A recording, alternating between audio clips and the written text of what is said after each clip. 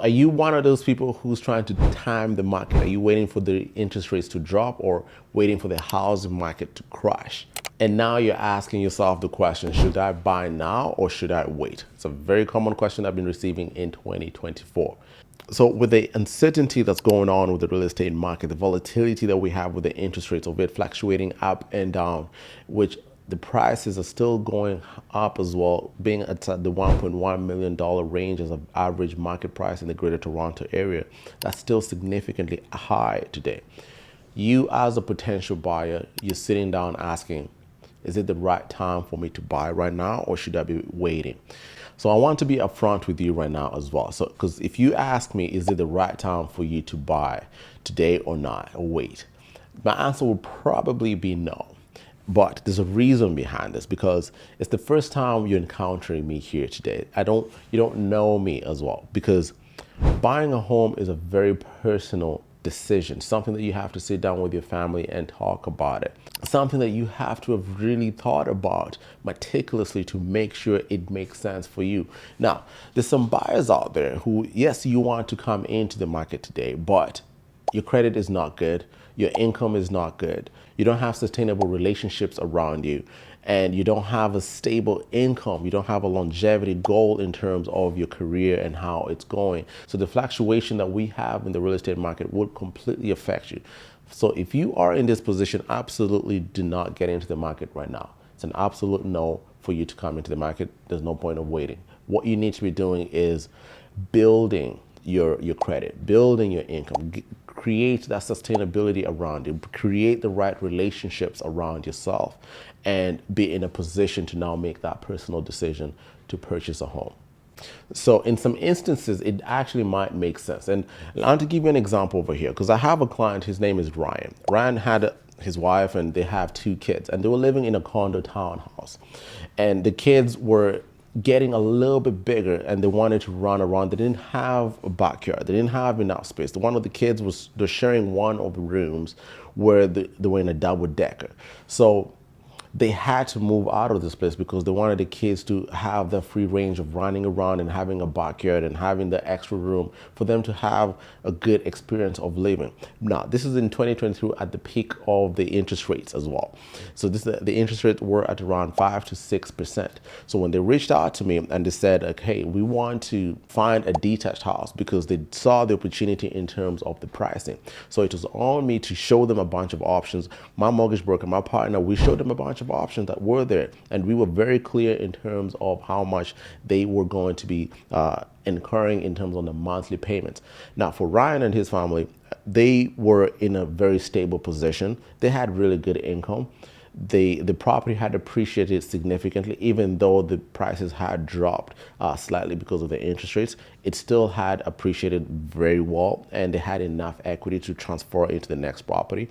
So it made sense for them to move from interest rate of, they were paying around 3%, and they moved into a house, a detached house, where they're going to be paying a little bit more at 6%. Now they got a fixed 2-year rate, which now they'll be in a position where they're going to refinance this interest rate and drop it at around 4% when it's going to drop at that time. And they'll have a house that they've really wanted at an interest rate that is slightly lower on today's market. So why will they have chosen to move into a much bigger house? It's going to be obviously higher in terms of the monthly payments because the purchasing power is a little bit higher, and obviously the amount owing will be a lot more and the interest rates are a lot higher. So they've increased their monthly payment by, I believe, around $1,200. Why will they choose to do this? Because they had the need of doing this, as well as the kids getting bigger. They wanted to have the space around the house that they were living in. They wanted the living experience to be really good for them. And they also had the ability to do it as homeowners as well. So they understood that one day the mortgage rates were going to calm down and they would be able to take advantage of the market then. So they assessed the risk, and the risk of passing on a really good house at a fairly good price at the time of 2023 was a lot higher as opposed to them staying at a house that they they were comfortable in, but they knew they needed better, and they knew eventually they were going to move out of that risk of missing out on a perfect home for them. They did not want to be in that position. And also, they didn't want to be in a position where they're just watching the market all the time and trying to wait and wait to see what's going to happen, because they already knew this is a decision that they were going to make. So they just put themselves in a position where they were ready. And once they did that, it happened within 3 to 4 weeks, and they were able to get into the property that they wanted. So you can listen to this example that I just gave, and you look at your situation and you ask yourself, should you just wait and see what's going to happen with the market, or should you actually take action with what you currently have? If you are a potential buyer out there that is actually capable, and a capable buyer really is, you have good credit, you have the right down payment, your financial stability is there, your relationship is solid, you have a great job, you have a great long-term goal for the house that you want. And if you're asking yourself, should you buy now or should you wait? Then the answer is a resounding yes. But you have to be the one to make that decision, because clearly you've got yourself to the position where everything is good. You have the right down payment, your credit is good. So you clearly have a good track record. You clearly have a good pattern of making good decisions. So this decision right here will have to come from you. The home prices have appreciated in the Greater Toronto area for in and around the 7% for the past 10 years. So there's that risk on missing out on that appreciation advantage that you could have. Every year you're missing out on a potential 4% in the market of appreciation that you could be getting into your property. And in Canada, as we all know, not just in the Greater Toronto area, the best place to have your savings is in real estate, because real estate here in the GTA always has an upward trend. Yes, it might have the up and down, but the trend line has always been stagnantly going up. So that is an opportunity that could potentially be you're missing out as a potential buyer that is ready in today's market. Currently, the purchase price is the lowest it can be for this year.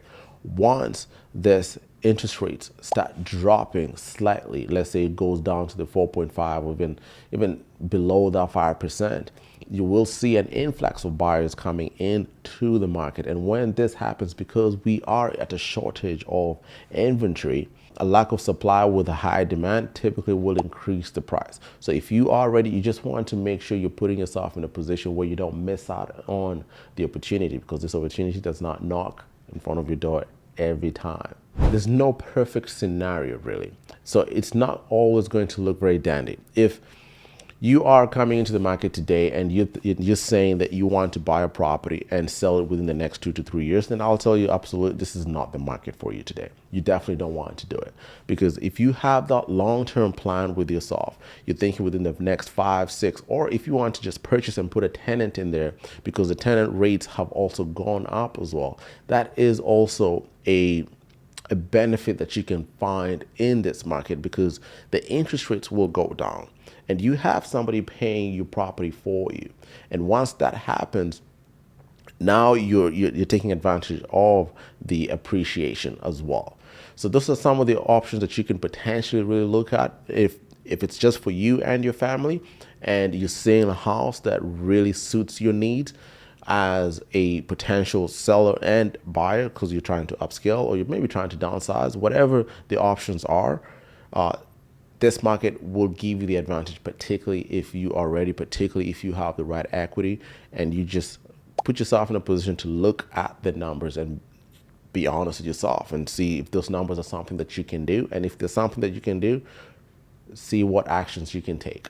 Now, I say all this understanding as well, even if you are in a position where you're a good potential buyer and everything is solid, there could be reasons why you could not buy a house, and pay attention to that as well. Obviously, there could be, as I've said, the inflation could be really high for yourself. It could be an emergency at home. There could be family reasons. So all those things, obviously, you want to look at and make sure you're not really stifling yourself. You don't want to put yourself in a position where you're in a good place, where you're able to purchase a property, no problem. Then after purchasing this property, literally 2 to 3 months down the line, everything just goes downhill. So that's why it's important to really look at the long term and look at that plan, even if you are a ready buyer as well. Now, if I couldn't buy a home for my family, then no, I'm not going to buy it. In some cases it might push you to now understand that, okay, I really wanted to move at a specific neighborhood, but I can't really afford to buy in this neighborhood. Maybe I might have to move to a completely different city. So those are options that you have to look at. I mean, we have really great roads out here that allow us to commute to back and forth from work to home. So you might want to go out of town a little bit, and that could be your option. But when you're looking at that option, it's not your end all be all. It might be you're moving out of town for maybe 2 to 3 years, then eventually you'll be able to use that property to move closer to where you want. Or who knows, you might end up moving out there and you'll love it. Or you might want to really be downtown and you really want a townhouse, you really want a house, but in reality, you really cannot do it. But what you're able to do is buy a condo. So sometimes you might have to get that condo and just make sure it's the right condo, make sure you're looking at the details of the condo, and I can help you with this. And you get into that condo and it's going to appreciate, and eventually you'll be able to move into the house that you want. So there's always options that you can always look at instead of just saying absolutely no and not understanding what that no really looks like. If you don't have the right knowledge behind the no that you're saying, then that is almost putting yourself at a very huge detriment as well, because that's an opportunity that you could be missing as well. So yes, if you have good credit, you have good income, you have stable relationship, you have the right people around you, then yes, you are definitely a good potential buyer to get into the market today. If you don't have those things that I just mentioned, you're definitely not ready to get into the market today, but it's not the end for you. There's ways on how you can start planning for this. Make sure you start working on your credit, start building it. Maybe take some credit courses and start working on this. Your income. See what can be done in terms of your income with your company. All this, there's different options. Just set up a good financial plan for yourself. Maybe still talk to a real estate broker. You can always set up an appointment with myself to have a conversation with me. It does not mean you have to purchase a property immediately. I could still have a conversation with you and see where you are. Then from there, set up a plan of the kind of property that you could potentially have, or the kind of property you could potentially purchase down the line, because it's good to know the kind of planning that you could be working towards, instead of just saying, yes, I'll be ready in 3 years, in 2 years, without knowing what could potentially things could look like for yourself in those few years to come. So with all that said, again, buying a home is a personal decision that only you and your family can make that decision.